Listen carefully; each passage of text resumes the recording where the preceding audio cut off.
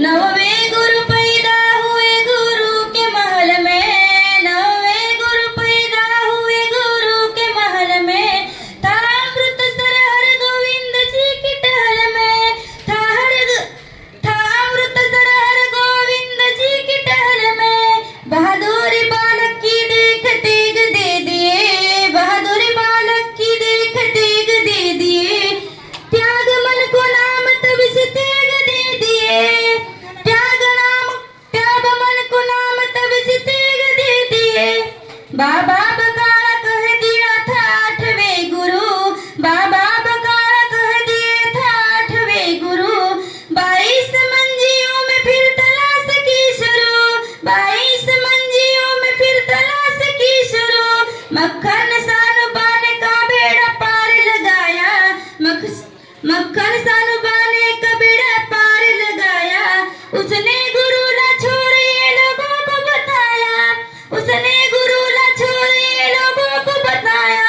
जगनाम की नगर बसाया नौपाल शाह, जो बाद में आनंदपुर के नाम से सजा, जो बाद में आनंदपुर के नाम से सजा। रखनी वो मौला दादा ये कुछ ऐसा खालसा, रखनी वो मौला दादा ये कुछ ऐसा खालसा, उस तेग ही से बाद में जन्मा था खालसा, उस तेग ही से बाद में जन्मा था खालसा। कश्मीरी पंडितों ने लगाई वही गुहार, कश्मीरी पंडितों लगाई वही गुहार, एक धर्म को बचाने की गुरु से की पुकार, एक धर्म को बचाने की गुरु से की पुकार। बोले गुरु चले गए शहादत के रास्ते, बोले गुरु चलेंगे शहादत के रास्ते, इस शीश वार देंगे हिंदुओं के वास्ते, हर शीश वास देंगे हर हिंदुओं के वास्ते, हर शीश वार देंगे हिंदुओं के वास्ते। नौवे गुरु पैदा हुए गुरु के महल में, नौवे गुरु पैदा हुए गुरु के महल में, था अमृतसर हर गोविंद जी की टहल में, जी की टहल में। सर्वांना माझा नमस्कार, माझे नाव नंदिनी राजल देवळे, इयत्ता 9वी ब। मी आज तुम्हाला 2-3 शब्द सांगणार आहे, ते तुम्ही शांतचित्ताने ऐकावे अशी माझी नम्र विनंती। गुरु तेग बहादूर साहेबजी, गुरु तेग बहादूर हे शीख धर्माचे 9वे गुरु होते। त्यांचा जन्म 1 एप्रिल 1621 रोजी पंजाब मधील अमृतसर येथे झाला।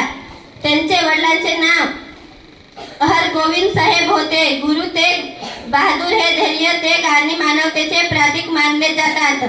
गुरु तेग बहादूर यांनी सर्व धर्मांना समान आदर देण्याचा संदेश दिला। त्या काळात औरंगजेबाच्या राजवटीत अनेक लोकांवर जबरदस्तीने धर्मांतर करण्याचा अत्याचार होत होता। अशा वेळी गुरु तेग बहादूर यांनी अन्यायाविरुद्ध आवाज उठवला, लोकांचे धार्मिक स्वातंत्र्यासाठी संघर्ष केला। आपल्या धर्माचे आणि मानवतेचे रक्षणासाठी त्यांनी आपले प्राणांचे बलिदान दिले। 11 नोव्हेंबर 1965 रोजी दिल्ली येथे त्यांना शहीद करण्यात आले, म्हणूनच त्यांना हिंद की चादर असेही म्हणतात। गुरु तेग बहादूर जीवन आपल्याला सत्य, धैर्य, तेग आणि सहिष्णुतेचा मार्ग दाखवतो। विचार आजही समाजाला प्रेरणा देतात। त्यांच्या आईचे नाव गुजरी असे होते, त्यांचे मूळ नाव त्यागमल होते। त्यांनी संपत्ती, मान सन्मान नाकारत आनंदपूर साहिब येथे ध्यान व सेवाचे यात आयुष्य केले। गुरु बहादूर यांना चांगला साधे व गहन तत्वज्ञान दिले। गुरु तेग बहादूर हिंद दी चादर, गुरु तेग बहादूर हे शीख धर्माचे 9वे गुरु होते। त्यांना हिंद दी चादर, हिंद धर्माची ढाल संरक्षण ही उपाधी देण्यात आली, कारण त्यांनी धर्म स्वातंत्र्यासाठी आपले प्राण अर्पण केले। त्याचा जन्म 1 एप्रिल 1621 रोजी पंजाब मधील अमृतसर येथे झाला।